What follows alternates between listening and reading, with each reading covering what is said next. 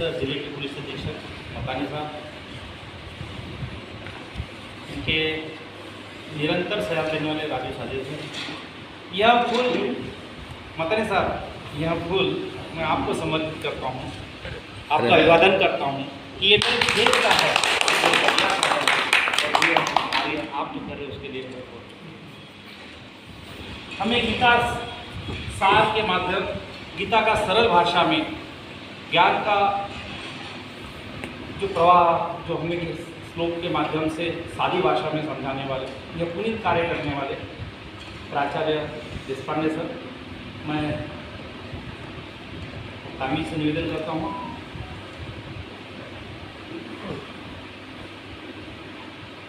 इनका उसको स्वागत करें।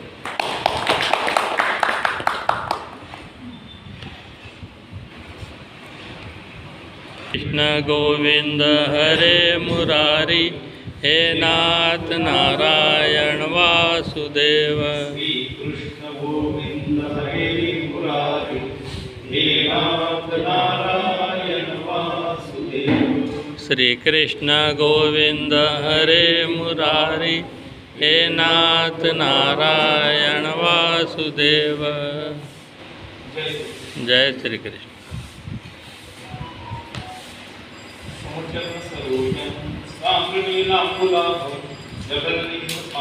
मंडलम मंडनानां तरुणतुलसीमालां कज्जलं कज्जनेत्रं सदयद्वलहासं विठ्ठलं चिन्तयामि। कृष्णाय वासुदेवाय हरे परमात्मने प्रणतक्लेशनाशाय गोविन्दाय नमो नमः।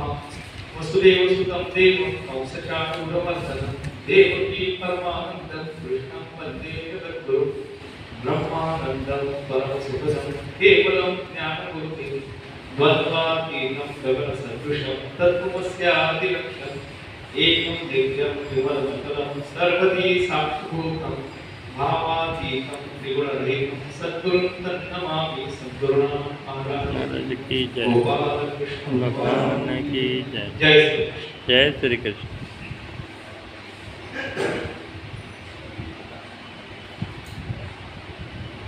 आज का अपना विषय जो है 14 अध्याय का बहुत विस्तारित करना, ज्ञान कर्म संन्यास योग। आज का विषय प्रारंभ अपन उसी प्रश्न से करते हैं जो शंका अर्जुन के मन में उपस्थित हुई थी। पिछली बार हम आए थे भगवान अवतरित क्यों होते, यदा यदा हि धर्मस्य प्राकृतिक साधना, ये 6वां प्रश्न हमने पढ़ा था। अर्जुन के मन में जो शंका है, अर्जुन पूछता है अपरम भवतु जन्म परजन्म विवस्वतः कथम एतद् विजानीयाम प्रमादो प्रोक्तवानिति। भगवान श्री कृष्ण ने कर्मयोग की परंपरा बताते हुए कहा था, मैंने यह योग कल्प के प्रारंभ में प्रस्तावना में मैंने बताया कि कल्प के प्रारंभ में सूर्य को बताया था और वही परंपरा आज मैं तुझे बताऊं। इस अध्याय में भगवान ने पुनर्जन्म, ये जो सिद्धांत है हमारे संस्कृति का, हमारे पुराणों में वर्णित, हमारे वेद प्रणीत, उसका बड़ा जोरों से समर्थन किया है।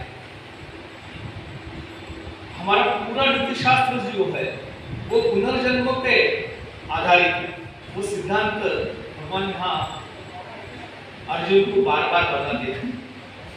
एक बात है ग्रेटेस्ट गुड और ग्रेटेस्ट नंबर, अधिक से अधिक लोगों का अधिक से अधिक हित, इस पर ही पुनर्जन्म की संकल्पना आधारित है। बाकी जगह पुनर्जन्म को नहीं माना गया, बाकी धर्मों में भी नहीं माना गया, लेकिन भारतीय परंपरा में पुनर्जन्म को माना गया है। आज थोड़ी विवादीय बात हो गई है पुनर्जन्म की। गीता में भगवान ने किसी प्रकार की चर्चा न करते हुए पुनर्जन्म एक गृहीत सत्य मानकर उसका समर्थन किया। कुछ बातें गृहीत होती है, यानी जैसे ज्योमेट्री में गृहीतक रहता है, तो गृहीत बात रहती है, उसको सिद्ध करना पड़ता है। गृहीत यानी जान लेना, समझ लेना, मान के चलना। भगवान ने ये बात मान के चली है और अर्जुन को भी इसका खुलासा नहीं किया। बाकी दूसरी जगह उसका खुलासा आया, लेकिन यहाँ कोई खुलासा न करते हुए एक गृहीत सत्य मानकर पुनर्जन्म की बात कही है। और श्लोक क्रमांक 6 और 8 श्री कृष्ण भगवान ने अपने अवतार भाग का विश्लेषण किया है। भगवान अपने जन्म का तत्व बतलाते हैं, बोलते हैं मैं अजन्मा हूँ। पिछली बार मैंने ये थोड़ा सा खुलासा किया, अजन्मा हूँ, अजर हूँ, अविनाशी हूँ और परम हूँ। मेरा जन्म नहीं होता, लोग मानते हैं, लोग करते हैं, सामान्य लोगों की तरह मेरा जन्म मनाते हैं, लेकिन वैसा मेरा मनुष्य के भांति जन्म नहीं होता। मेरा स्वरूप अविनाशी है, बाकी ये सब विनाश होने वाला है। उपजेते नाशे, ज्ञानेश्वर महाराज बोलते हैं, उपजेते नाशे नाशे के पुनरपि दिसे। ये घटिका यंत्र जैसे ब्रह्मदस्मी का जो जो उत्पन्न हुआ वो नष्ट होने वाला है, वो शाश्वत नहीं है, अशाश्वत है। लेकिन मैं अविनाशी हूँ, मैं अमर हूँ, मैं नहीं मिटता। एक नित्यानित्य वस्तु विवेक नाम की एक चीज, षड्गुण संपत्ति विभाग योग जो बोलते हैं, वो षड्गुणों में एक तत्व ऐसा बताया गया है कि पुरुष में कैसा होना चाहिए। नित्यानित्य वस्तु विवेक उसको करते आना चाहिए। नित्य यानी जो कायम स्वरूपी है, जो कभी मिटने वाली नहीं है, वो वस्तु का संग्रह करना चाहिए। और अनित्य जो है उसको त्यागना चाहिए। ये नित्य क्या है और अनित्य क्या है, इसका विवेक जागरूक होना, ये एक ज्ञानी पुरुष का लक्षण माना जाता है। भगवान कहते हैं कि मैं तो नित्य हूँ और मैं अपनी योग माया से प्रकट होता हूँ। कब प्रकट होता हूँ? भगवान कहते हैं यदा यदा धर्मस्य, यहाँ तक हम आए थे, ग्लानिर्भवति भारत अभ्युत्थानम् अधर्मस्य तदात्मानं सृजाम्यहम्। मैं आता हूँ और क्या करता हूँ? परित्राणाय साधूनां विनाशाय दुष्कृतां धर्म संस्थापनार्थाय संभवामि योगे।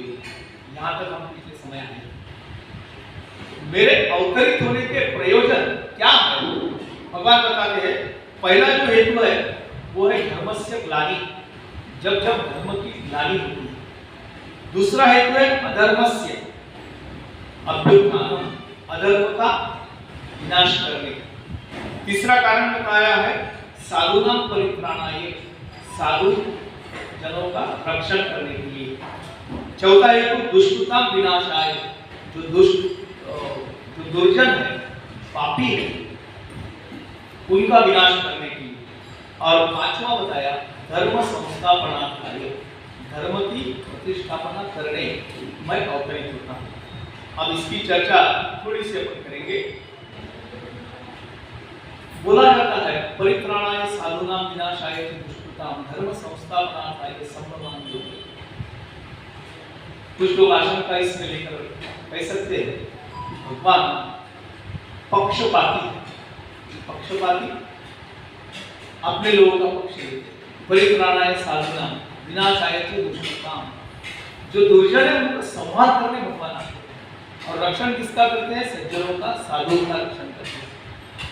एक प्रसंग आता है कृष्ण चरित्र में, अभी जन्माष्टमी आने वाली है और जन्माष्टमी में सबसे महत्वपूर्ण बात अगर कोई होगी तो वो गोपाल काला है। ऐसा बताई जाती है भागवत में कि जब गौ चराने जाते थे भगवान, तो अपने सब साथियों को लेके वो काला करते थे। सबकी सिदोरिया, इसमें हिंदी में क्या बोलते नहीं मालूम, सिदोरिया जो लाते थे सब एक में करने के और सबको बांटने का, इसको गोपाल काला कहते हैं। बड़ा तत्वज्ञानात्मक अर्थ बताया इसका कि भगवान ने सबका खाना एकत्रित करके सबको बांटा है। लेकिन उसी में भी वो काला करते समय भी भगवान ने बताया कि सब लोगों की सिदोरिया एकत्र कर ली, अभी बांटना है प्रसाद। ये बड़ा दुर्लभ है कृष्ण जी के हाथ से प्रसाद देना। ऐसा बोलते हैं कि ये काला खाने के लिए स्वर्ग के देवता भी उत्सुक थे और उन्हें मालूम था कि कृष्ण हमें तो देने वाला नहीं है, इसलिए काल्याचनी आसे देव जड़ी झाली मासे। यमुना के जल में मछलियों के रूप में सब देवता आ गए काला खाने के लिए। और यमुना के जल में कैसा मिलेगा? सब गोपाल खाना खा के नदी में हाथ धोने जाएंगे, उनका हाथ में जो भी लगेगा वो पानी में आएगा, वो हमको मिल जाएगा प्रसाद करके। ये बात सोचकर, लेकिन कृष्ण ने सब अपने दोस्तों को कहा कि देखो काला खाने के बाद में कोई यमुना के जल में हाथ धोने नहीं जाएगा।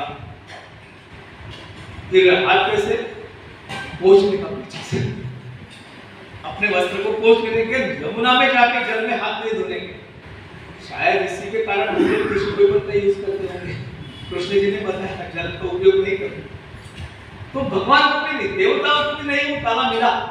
और श्री कृष्ण कहते हैं कि ये काला मैं बांटूंगा, किसको बांटूंगा?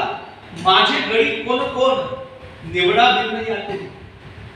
मेरे साथी कौन है, सच्चे साथी कौन है, वही लोग इकट्ठा हो जाओ, उनको दूंगा, बाकी लोगों को नहीं मिलेगा। बड़ी सुंदर कथा काले की है। तात्पर्य क्या है कि भगवान पक्षपाती है ऐसा लोग बोलते हैं। वो साधुओं का रक्षण करता है, दुर्जनों का सम्मान करता है। तुकाराम महाराज के गावन में भक्ता राखे पायापसी दुर्जनाशी संहारी। हमने देखा है पुराण कथाओं में 10 अवतार भगवान ने लिए, हर एक अवतार में एक एक दैत्य का उन्होंने विनाश किया और साधुओं का रक्षण किया। इसमें कहा गया परित्राणाय साधूनाम विनाशाय च दुष्कृताम, दुर्जनों का सम्मान करता हूं। इसीलिए भगवान को भक्तवत्सल कहते हैं और संतों को दीनवत्सल कहते हैं। भगवान से भी ऊपर संत है, क्योंकि वो दुर्जन का सम्मान नहीं करते। जे प्रांची वेंकटी सांडो, उनका खलपन जो है, दुष्टता जो है, उसको नष्ट करते हैं, उसको नष्ट नहीं करते, लेकिन भगवान उसको ही समाप्त करते हैं। भगवान के आने का कारण बताते हैं कि दुर्जनों का सम्मान करने आते हैं। लेकिन हम उत्तरार्ध जानते हैं, पूर्वार्ध जानते ही नहीं। परित्राणाय साधूनाम, वो तो एक निमित्त मात्र है। रावण को मारने के लिए भगवान राम अवतरित हुए ऐसा हम बोलते हैं, लेकिन ये उतना सही नहीं है। भगवान खुद बोलते हैं कि वो तो एक निमित्त मात्र है रावण का वध। मैं तो अपने भक्तों से मिलने आता हूँ, मेरे भक्तों को मिलने की मुझे आस रहती है, इसलिए मैं बार बार आता हूँ। और आके फिर एक निमित्त मात्र, एक दूसरा कारण, अनुषंगिक कारण जिसको बोलते हैं कि रावण वध है, कंस वध है, वो तो दूसरी बात है। मैं कृष्णावतार लेके आया हूँ, मुझे उद्धव जी के यहाँ खाना खाना था, इसलिए मैं आया, उद्धव जी से मिलने आया, अक्रूर जी से विदुर जी से मिलने आया। दुर्योधन ने बड़े सम्मान पूर्वक मुझे बुलाया था, और तो राजा था दुर्योधन, उसके घर में तो बड़ा शाही भोज था, लेकिन वो मुझे नहीं खाना था। मुझे तो विदुर जी के यहाँ जाना था, उसकी झोपड़ी में जाना था, उसको मिलने में आ गया। अब साथ ही साथ आए हैं तो काम करके चलो, इसलिए कंसवध या चाणूर मुष्टिक उनका वध कर लिया, अर्जुन के हाथ से सब धर्म की प्रतिष्ठापना कर लिया। लेकिन आया मुख्य रूप से परित्राणाय साधूनाम, मेरे भक्तों को मिलने में आता हूँ। और यह बात निश्चित है कि ऐसी जब जब ये दुर्जनों के कारण धर्म की हानि होती है, धर्म नष्ट होता है, धर्म की ग्लानि, मतलब क्या है? धर्म को ग्लानि आ गई, धर्म नष्ट हो गया, ऐसा गीता तत्व विवेचनी में कहा गया कि अधर्म किसे कहते हैं? जब जब कोई ऐसा पुरुष आता है जो दुष्कृत्य करता है, और सदाचारी लोग जो होते हैं, सत्संगी लोग जो होते हैं, उन्हें पीड़ा देता है, तब तक अधर्म बढ़ते जाता है। जय धर्माची बाट मोडे, एक नदी भागवत में कहा गया, जय धर्माची बाट मोडे अधर्मासी श्रीग चढ़े, अम्मा येने घड़े वैकुंठी हुई। मुझे आना पड़ता है क्योंकि यहाँ धर्म की रक्षा करने वाले जो सज्जन सत्पुरुष हैं, उनको जब जब पीड़ा होती है तब तब अधर्म निर्माण होता है। इसीलिए 2 बार शब्द का प्रयोग किया, यदा यदा ही धर्मस्य, जब जब धर्म की हानि, धर्म को ग्लानि आती है, तब तक मुझे आना पड़ता है, तब तक मैं अवतरित होता हूँ। और ये बहुत विशेष बात है हमारी संस्कृति की, हमारे धर्म की, हमारे शास्त्रों की। क्या भगवान की अपरंपार लीला है। जैसे हम मनुष्य जीवन यापन करते हैं, वैसे ही हमारे भगवान भी अवतरित होते हैं, मनुष्य रूप धारण करते हैं। ये किसी भी धर्म में ऐसा होता नहीं है। इसका दर्जा जो होता है, जो भी खुदा भगवान या जो भी प्रेषित मानते हैं, उनका दर्जा सामान्य मनुष्यों से परे होता है, वो अलग लेवल पे रहते हैं, लेकिन हमारी एक श्रेष्ठतम संस्कृति ऐसी है कि हमारे भगवान हमारे जैसे है। इसलिए एक बड़ा प्रसिद्ध गीत है कि क्या लोग कहते हैं भगवान खाते नहीं, मैया यशोदा के जैसे हम खिलाते। बड़ा सुंदर गीत है कि हम हमारे भगवान को अपनी तरह से देख सकते हैं। भगवान को बोलते हैं कि मैं आता हूँ, आप में रहता हूँ, आप जैसा रहता हूँ। प्रभु रामचंद्र जी का जीवन देखिए, मनुष्य समान मनुष्य के भांति उन्होंने जीवन यापन किया। कृष्ण जी का चरित्र अद्भुत है, लेकिन उनके सवंगड़ी, उनके साथी कौन थे?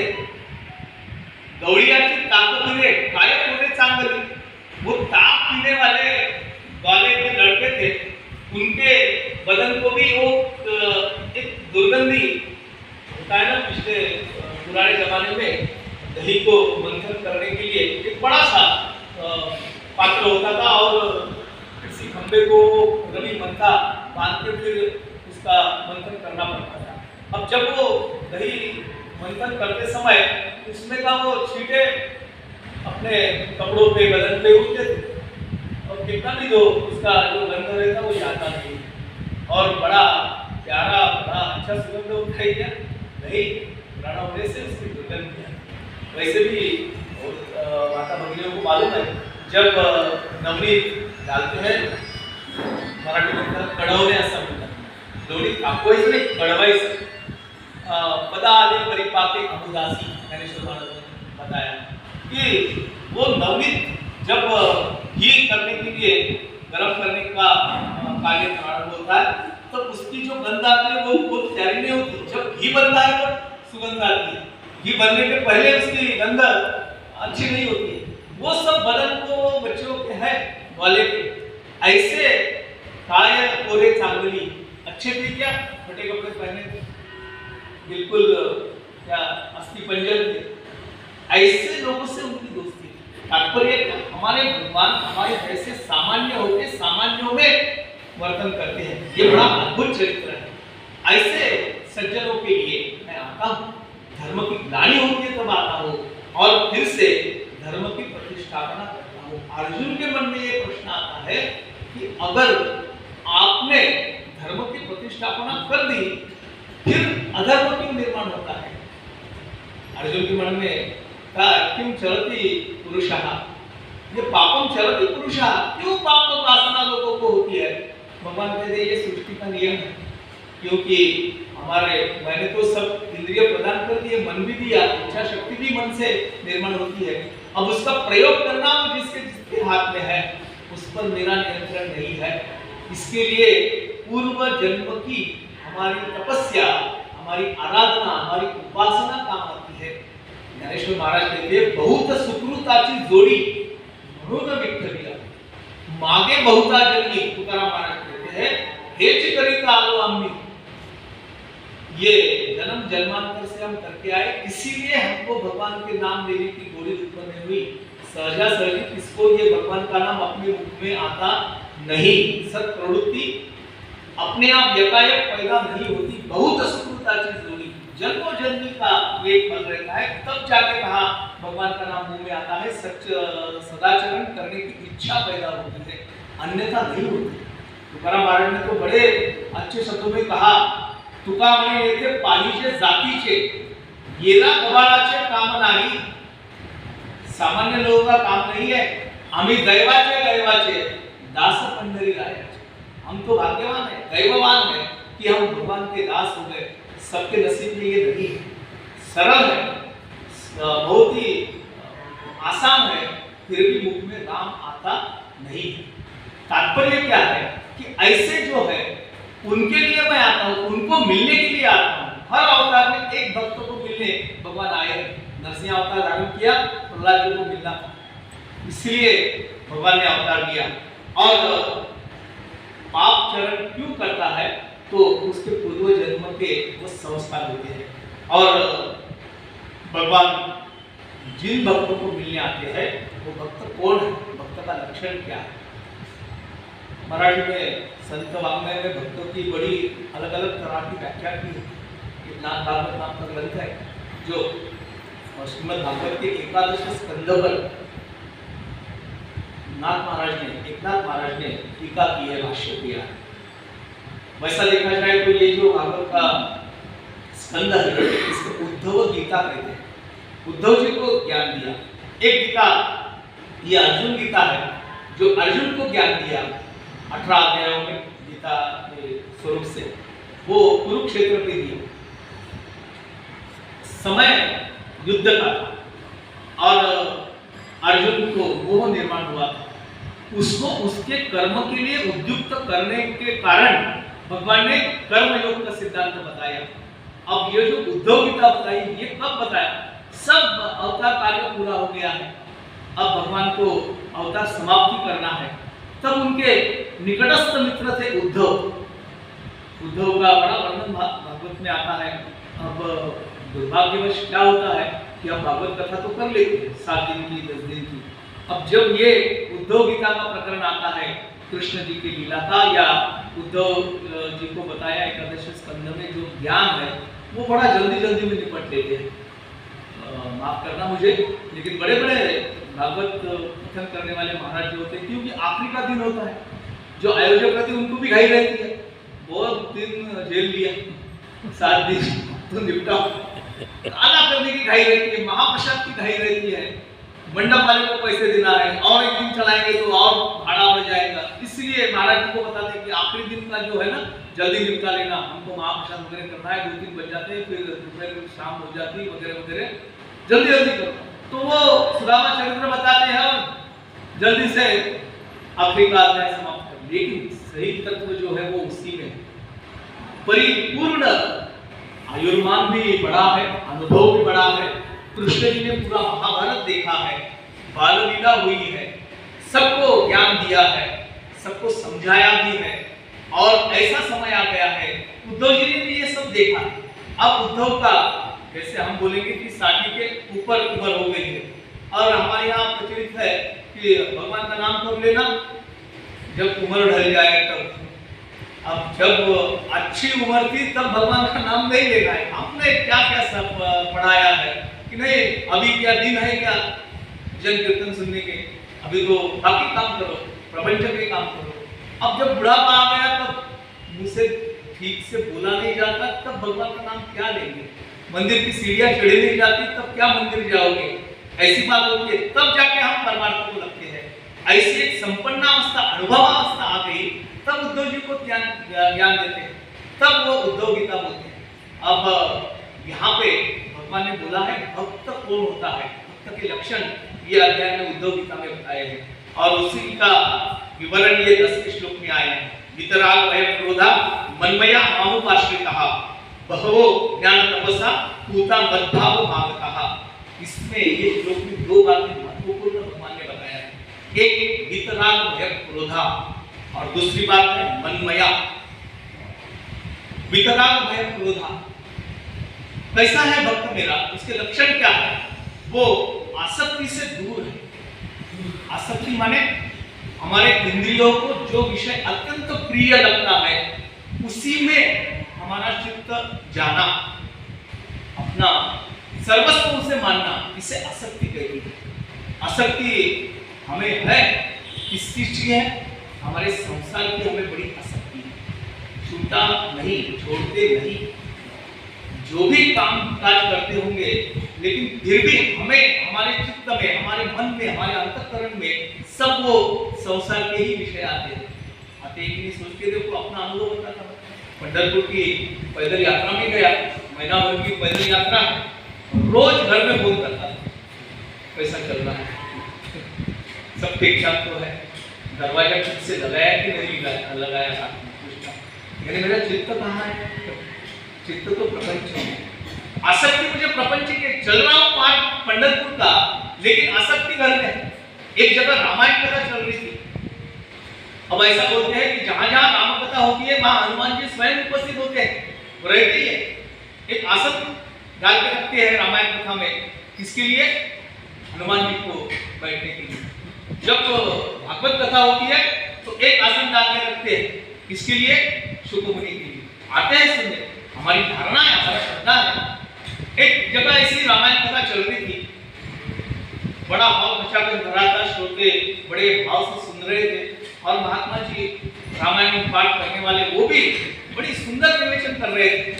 अब एक सज्जन आ गए मेरे जैसे, अब एक रीति है हमारे यहाँ कि भगवान के मंदिर में जाना तो चप्पल उतार के जाना, पादप प्राण बाहर रखना है। तो वहां रखने गए तो देखा हनुमान जी वहां बैठे। वो बोले हनुमान जी को कि हनुमान जी आप बाहर ये सब लोगों के चप्पल जूते यहाँ रखे, वहां बैठ के आप क्या कर रहे हो?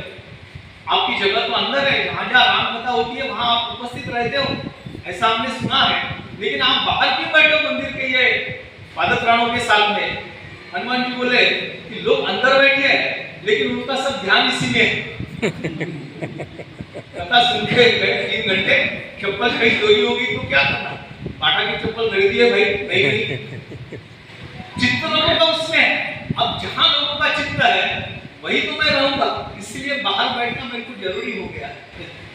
आसक्ति हमारी किसमें है, बड़ा प्रश्न है, भक्तों का प्रश्न। भगवान बोलते हैं कि मेरे भक्त कैसे है, वो आसक्ति रहित होते हैं।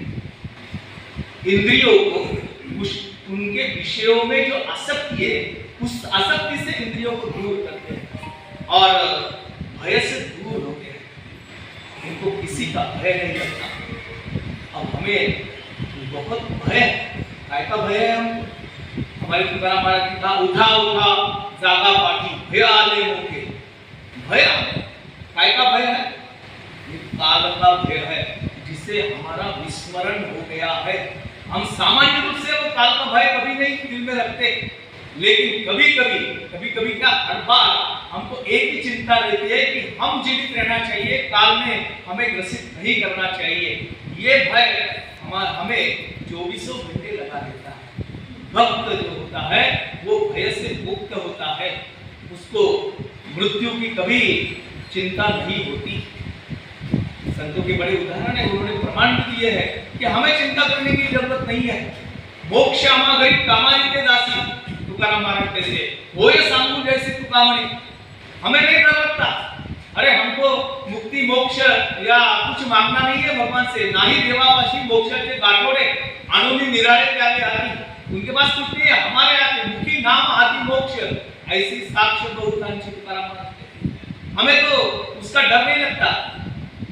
भक्त ऐसे जाना जे देहि उदास, उनको अपने देह की कोई चिंता नहीं होगी, उनको कोई भय नहीं होता। इत राग भयम क्रोधो, आगे बोलते हैं वो राग से परे होते हैं। राग यानी मराठी में राग इसका मतलब संताप होता है, लेकिन राग का दूसरा भी एक अर्थ है, संगीत में राग होते हैं, है ना, राग होते हैं। एक अनेक राग, बागेश्वरी होता है, मल्हार होता है, भैरवी होती है, जय जयवंती होता है। राग का मतलब क्या है? वो संगीत के राग का एक भाव उदित करना। संगीत यह ईश्वर की उपासना है, ऐसा बोलते हैं। वो संगीतों के स्वर से, वो स्वर से हमारा तादात्म्य होता है, तब जाके वो संगीत में प्रकट हुआ जो भाव है वो सबके मन में स्थित होता है। सवेरे सवेरे जब भोपाली किसी मंदिर में होने लगती है तो बड़ा अच्छा लगता है। कुछ बोलते हैं कि जब भोपाली चालू हो जाती है ना तो बड़ी नींद अच्छी लगती है, बड़े सुंदर स्वर है, उठाने के लिए जगाने के लिए भोपाली होती है, लेकिन हमको तो नींद लगती है, क्योंकि हमारे एक कैसे कर्म आ डाले, भगवान ने कहा है कि कैसे कर्म आ डाले। जब अच्छी चीजें होती है तब हमको नींद लग जाती है, और जब बुरी चीजें होती है तब हम बड़े जागरूक हो जाते हैं। तात्पर्य क्या? ये राग माने भाव, चित्त वृत्ति के भाव, और भाव कैसा है? मद्भाव, भगवान ने कहा सद्भावना दिल में पैदा होना, ये राग। और दूसरा एक अर्थ है राग का, राग मतलब उसमें समाहित करना, समर्पित करना। हमने समर्पित किसे किया है? भगवान को समर्पित नहीं किया है, नहीं करते।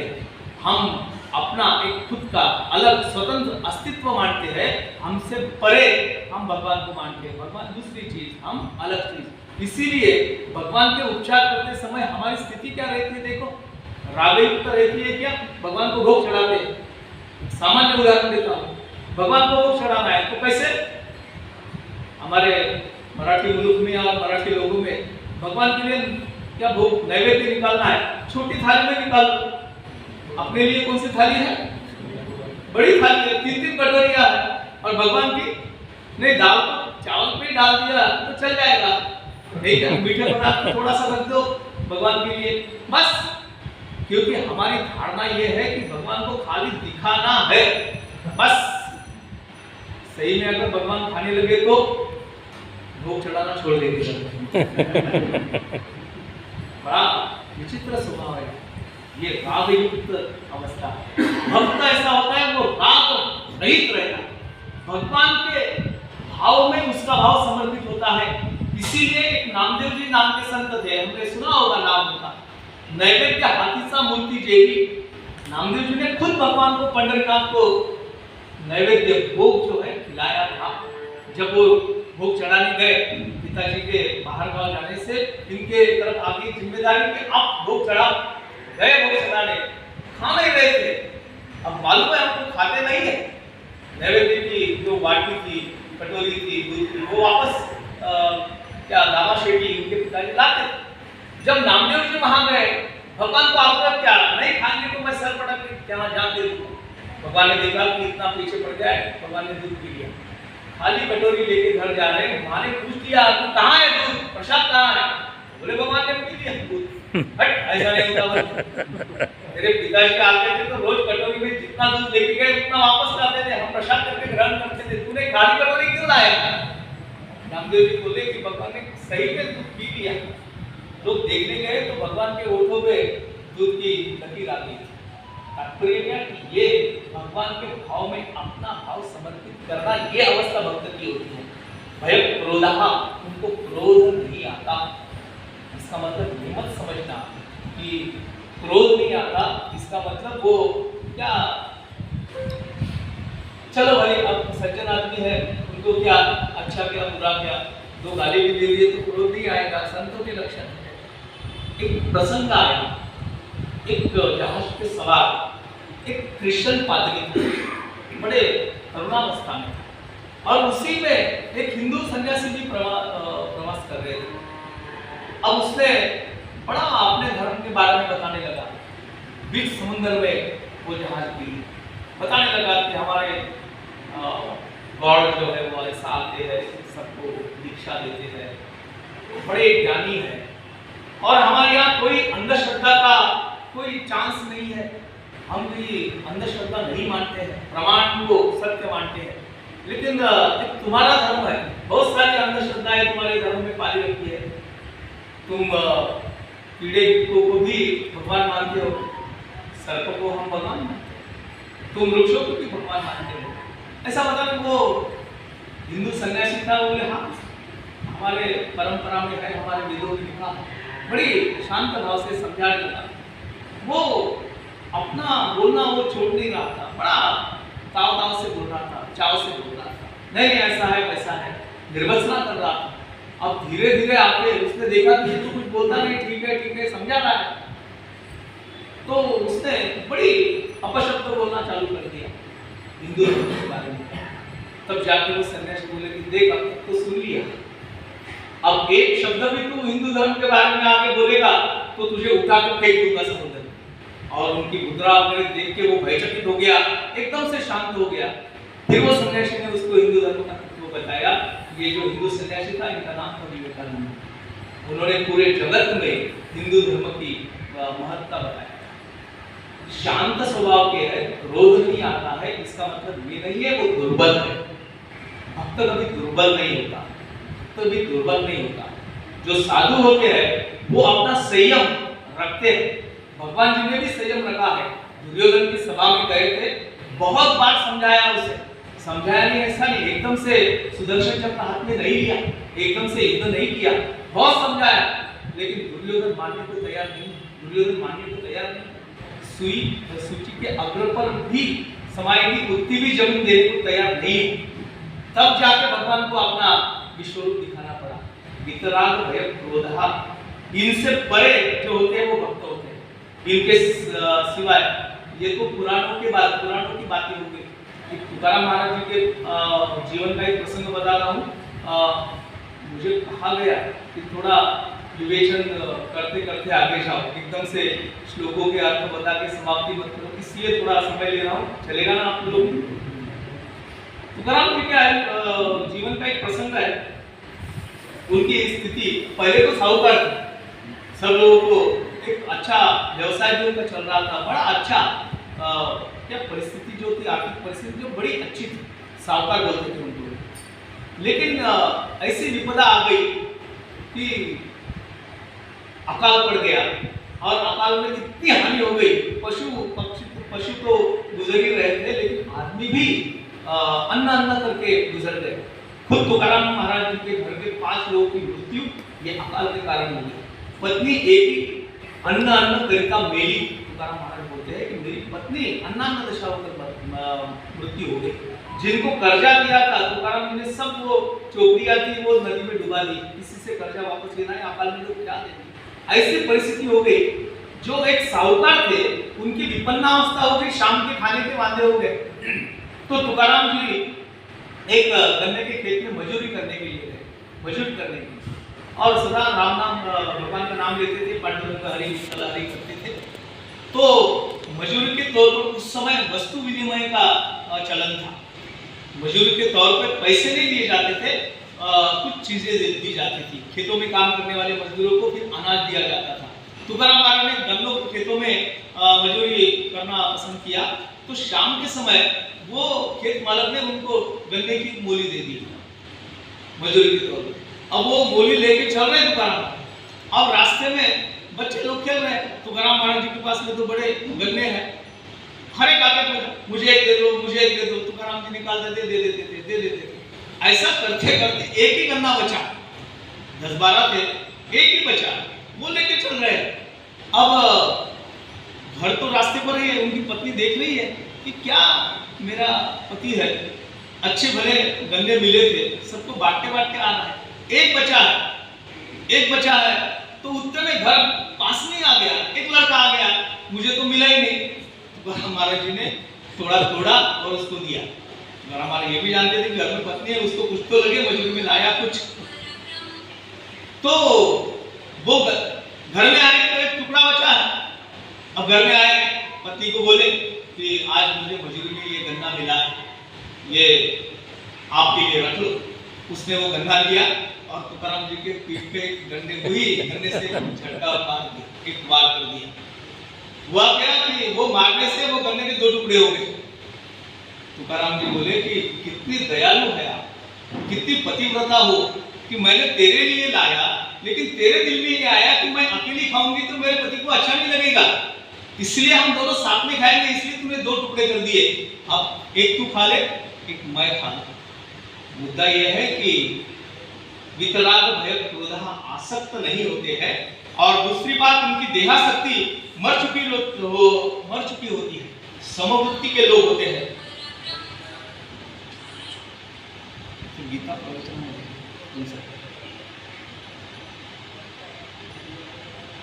समवृत्ति के लोग जो होते हैं वो कभी दुखी नहीं होते, सब में आनंद ही मानते हैं।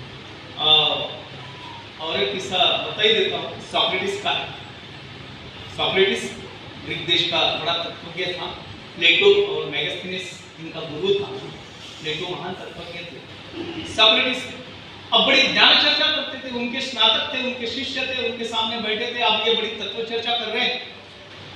अब घर में उनकी पत्नी है और वो बेचारी घर गृहकृत्य करती है।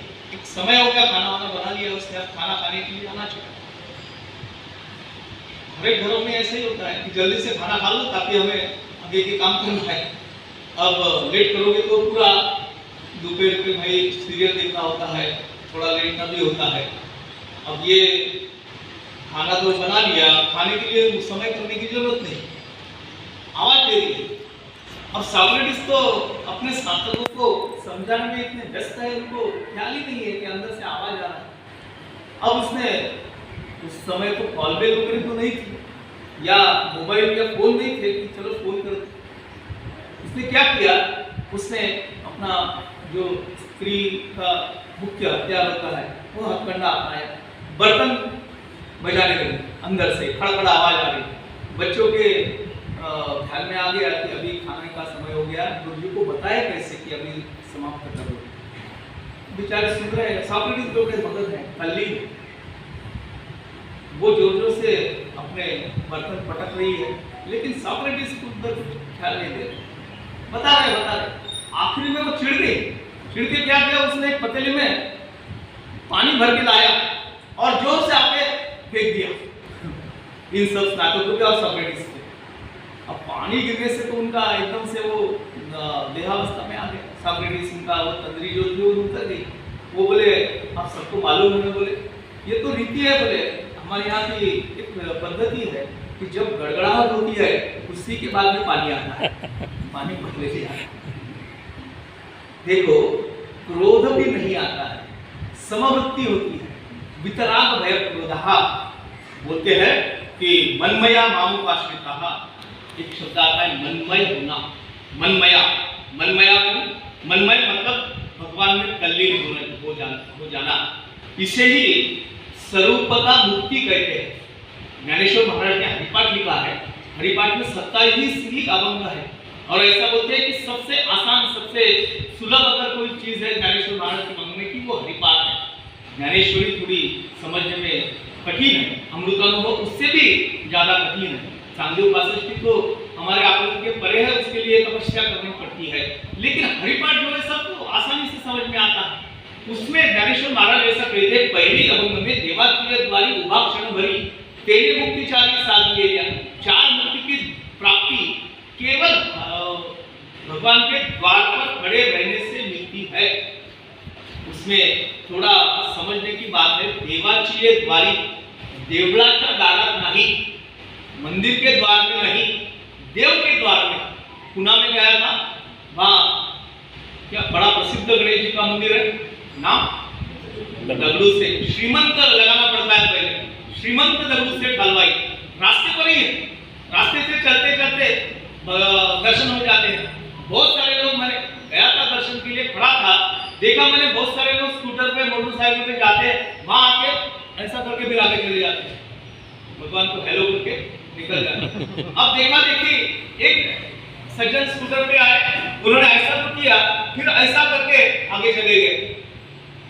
मेरे साथ में पुणे के मित्र थे, उनको पूछा कि भाई इसने ऐसा क्या किया, वो बोले प्रदक्षिणा भी कर लिया, बोले उसने। ये भगवान के मंदिर के सामने खड़े होने की बात है, जहां हमारा चित्त भगवान में नहीं है। ज्ञानेश्वर महाराज कहते हैं देवाची के द्वार, भगवान के द्वार में खड़ा रहना आवश्यक है, भगवान के द्वार में। और वो द्वार में खड़े रहने से क्या होगा, चारों मुक्ति मिलेंगी, स्वरूपता, सलोकता, समीपता, सायुज्यता। यहाँ जो मनमय जो शब्द आया है, ये स्वरूपता मुक्ति का वाचक है। स्वरूपता मुक्ति मिलती है, भगवान से तन्मय होना, यानी भगवान के रूप में अपने रूप को मिला लेना, इसी को मनमया कहते हैं। भगवान बोलते हैं कि जो मनमय होते हैं वो मेरे भक्त हैं। और ऐसे मनमय कौन थे, प्रसंग आता है गोकुल का।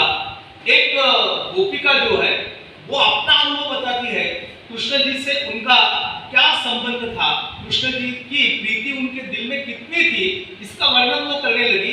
वो बोलती है, दर्पणी पाहता रूप न दिसे वो आपुले, भज बापर उपाधि को विठ्ठले भज ऐसे केले। बोलती है कि मैं दर्पण में देख रही हूँ, दर्पण में दिखता क्या है, हम बिंब स्वरूप है, आईने में दर्पण में प्रतिबिंब दिखता है, जो मैं हूँ वैसा ही मैं दिखता हूँ। ऐसा कभी होता है क्या, मैं आईने के सामने खड़ा हूँ और किसी और का ही चेहरा आईने में दिख रहा है, ऐसा कभी नहीं होता। उसका धर्म है प्रतिबिंब दिखाना। लेकिन ये गोपिका ये बोलती है कि दर्पणी पाहता रूप न दिसे वो अपने, मेरा रूप नहीं मुझे दिख रहा है। बापर विठ्ठले भज ऐसे के लिए, मैं देखती हूँ दर्पण में तो मुझे कृष्ण दिखता है, मैं नहीं दिखती हूँ। इसे स्वरूपता मनमया ये अवस्था है। और ऐसे भक्त कैसे होते हैं, मामुपाश्रिताः, वो मुझ पर निर्भर होते हैं, मेरा ही आश्रय करते हैं। एक अनुदास जी है, उनका एक वचन है, वो बोलते हैं, जरी है आकाश मन पडो पाहे, वडवानल ब्रह्मगोल भंगा जाए, वडवानल त्रिभुवन खाए, तरी मी तुझीच वाट पाहिन का विठोबा। कितना भी बड़ा संकट आया तो भी मैं याद करूंगा, केवल तेरी ही याद करूंगा, दूसरे किसी की याद नहीं करूंगा, क्योंकि मेरा तारणहार, मुझे उद्धार करने वाला, मेरे को कृतार्थता देने वाला केवल एक तू ही है। इसलिए तुकाराम महाराज ने कहा है, सत्य तू, सत्य तू, सत्य तू, 3 बार कहा है। सत्य तू विठ्ठला, कागा काव्यला जगदा काय। ये मामू पाशवे का इसका लक्षण है। ये पंच महाभूतों का प्रलय भी हो जाए, परी तुझा की सांगती का, कितना भी प्रलय आए फिर भी मैं तेरी जो डोरी मैंने पकड़ रखी है उसको नहीं छोड़ूंगा। ऐसे जो भक्त होते हैं उनके मिलने के लिए मैं बार बार आता हूँ, निमित्त ढूंढते रहता हूँ कि कुछ निमित्त मुझे लगता है आने के लिए। ऐसा तो होता नहीं है बिना कारण बिना निमित्त कोई किसी को मिलने चले जाए। बताते हैं हम इधर से गुजर रहा था करके आ गया, लेकिन कुछ न कुछ कारण होता है। बातें करते हैं, 10 मिनट बाद में बोलते हैं कि जरा 5,000 रुपये का काम था इसलिए आया। पहले बताया कि गुजर रहा था इसलिए मिलने चला गया, बहुत दिन से मुलाकात नहीं हुई। निमित्त होना चाहिए, निमित्त देख के आता हूँ नमः। और फिर आगे बीच में जो श्लोक आते हैं उसमें लिखा है, ये यथा माम प्रबद्धन्ते ताम तथैव भजाम्यहम् मम वर्तानु वर्तन्ते मनुष्यं पार्थ सर्वशः। हे अर्जुन, जो भक्त मुझे जैसे स्वरूप में मेरी आराधना करते हैं उसी स्वरूप में मैं उन पर प्रीति करता हूँ। जो उसको रूप अच्छा लगता है, जो मेरा भाव अच्छा लगता है, जिस भाव से भी वो मुझे मेरी आराधना करते हैं उसी भाव में मैं उसको दर्शन देता हूँ या उसको उसके साथ वैसा बर्ताव करता हूँ। जिसको लगता है कि इसी में भगवान है उसी में भगवान है। अब हम मानते हैं कि हमारी मूर्ति में भगवान है तो मूर्ति में भगवान है, खाली हमारी श्रद्धा उतनी दृढ़ होना चाहिए। इसलिए वो ये यथामं प्रबध्यन्ते तां तथैव भजाम्यहम् मम वर्तमानो वर्तन्ते मनुष्यं पार्थ सर्वशः। इसीलिए हमारे यहाँ अलग अलग तरह के भगवान है, एक केवल मूर्ति ही प्रतीक है ऐसा नहीं है, हम सभी को भगवान मानते हैं। अब ये धारणा जितनी दृढ़ हो जाती उतना हमको उसमें भगवान का स्वरूप और भगवान की जो लीलाएं हैं वो प्रतीत होती है। दृढ़ भाव होना चाहिए, ये भी एक लक्षण भगवान ने बताया है। आगे तो बताते हैं कि भक्त कैसे होते हैं। 14वां श्लोक आता है, नमाम कर्माणि लिम्पति नमे कर्म फले स्पृहा इतिमाम योगी जानाति कर्म विधिर्न सबध्यते। ये इसका विवेचन इस समय हो गया है तो मैं यहाँ रुकूंगा, इसका विवेचन हम आगे करेंगे। कुछ आपको आशंकाएं पूछना है तो पूछ सकते हैं या किसी को कुछ सुझाव देना है वो भी बता सकते हैं। स्वागत है।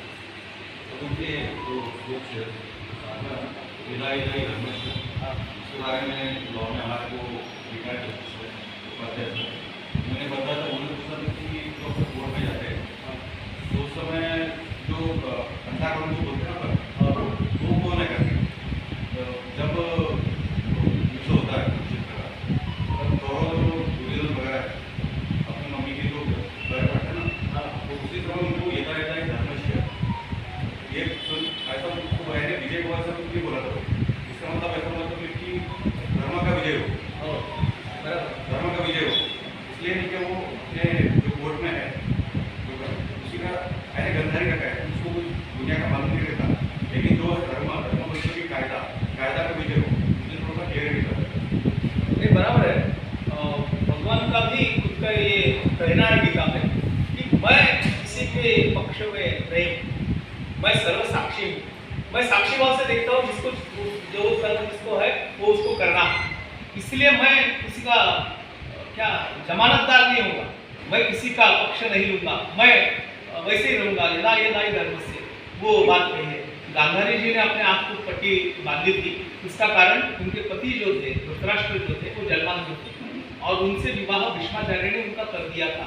अब गांधारी बड़ी सुंदर थी और गांधार देश के नरेश की कन्या थी, बड़े बड़े घर की थी।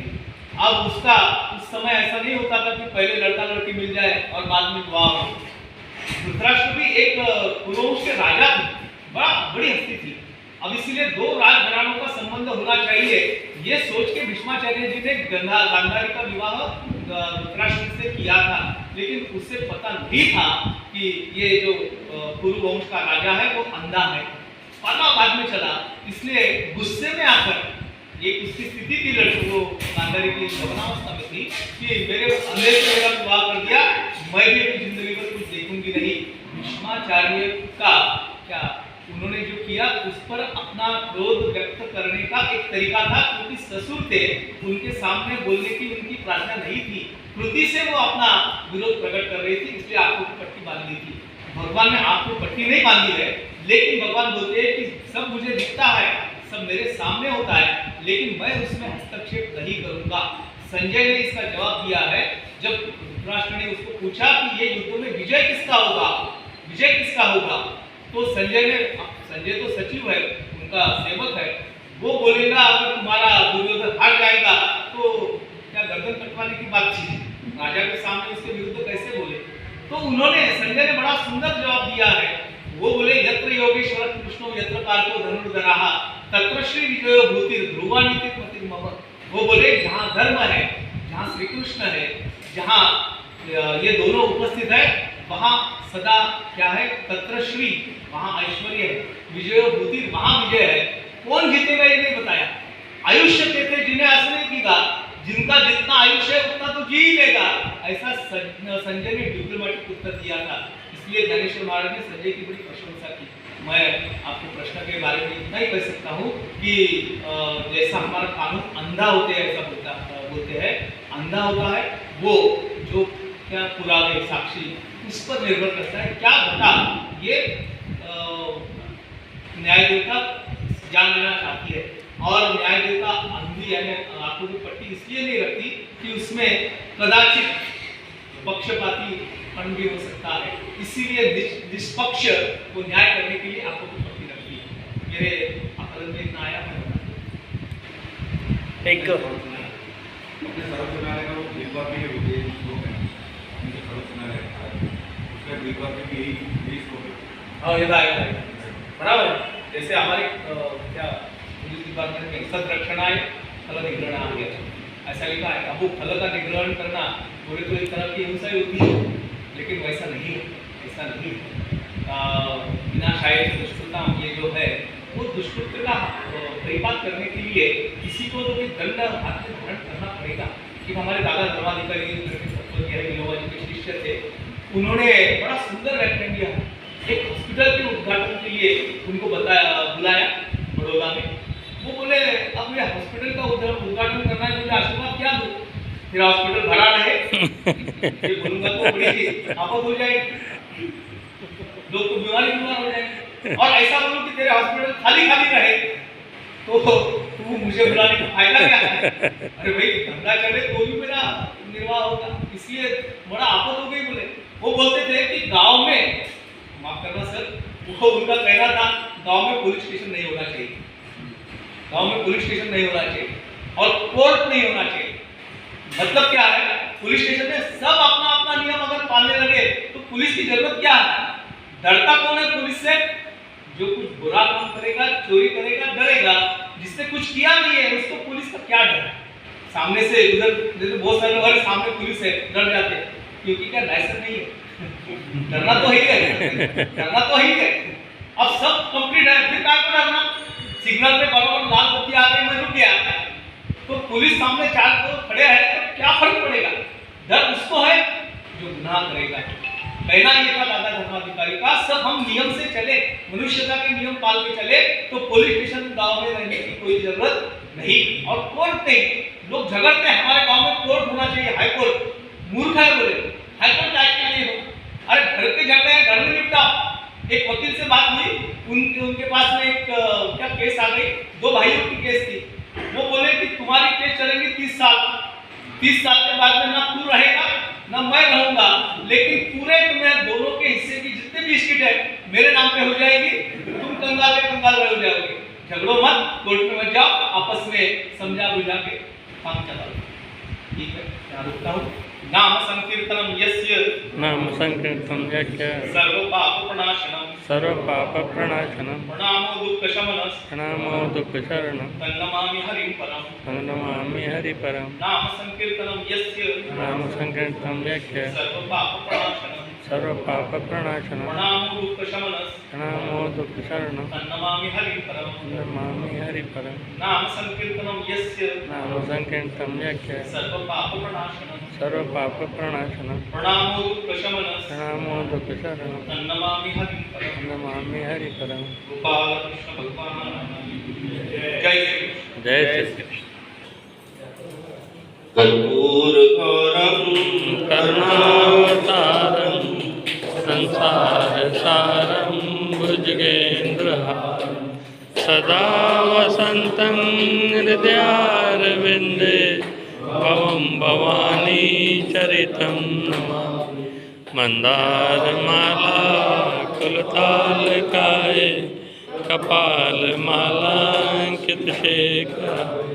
दिगंबराय च दिगंबराय नमः शिवाय च नमः शिवाय।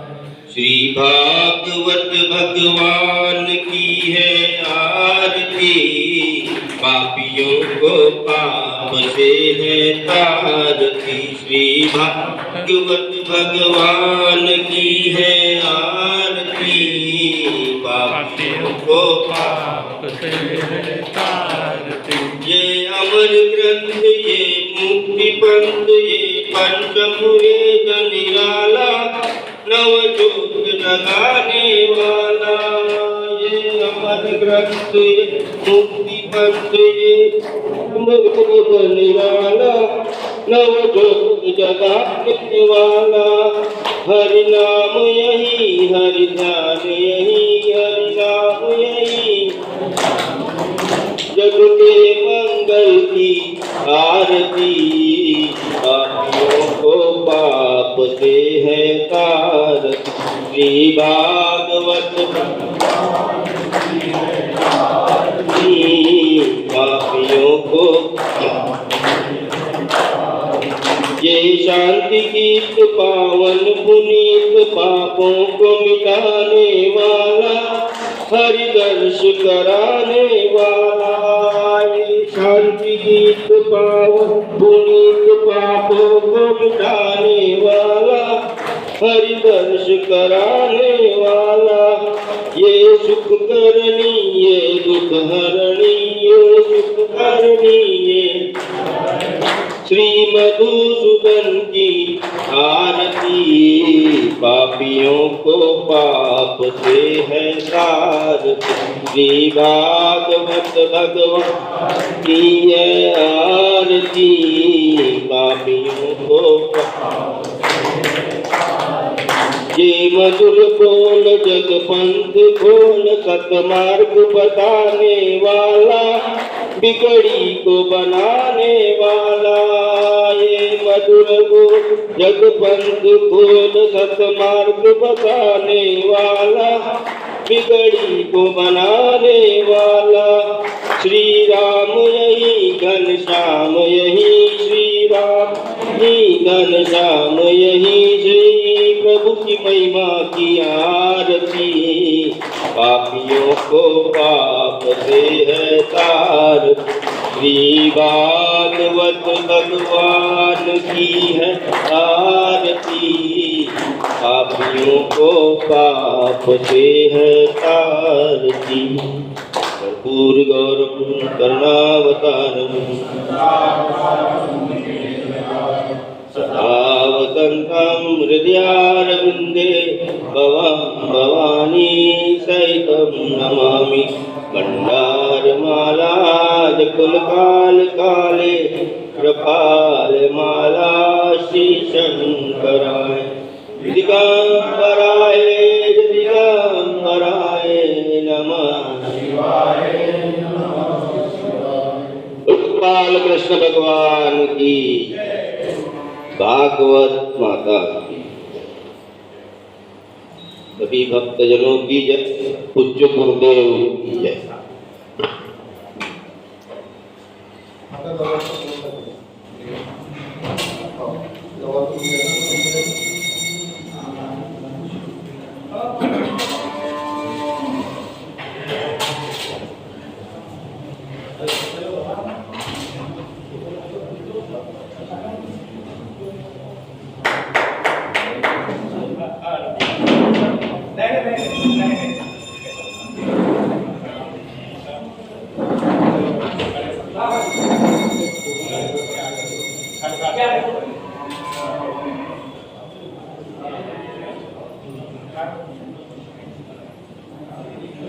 हो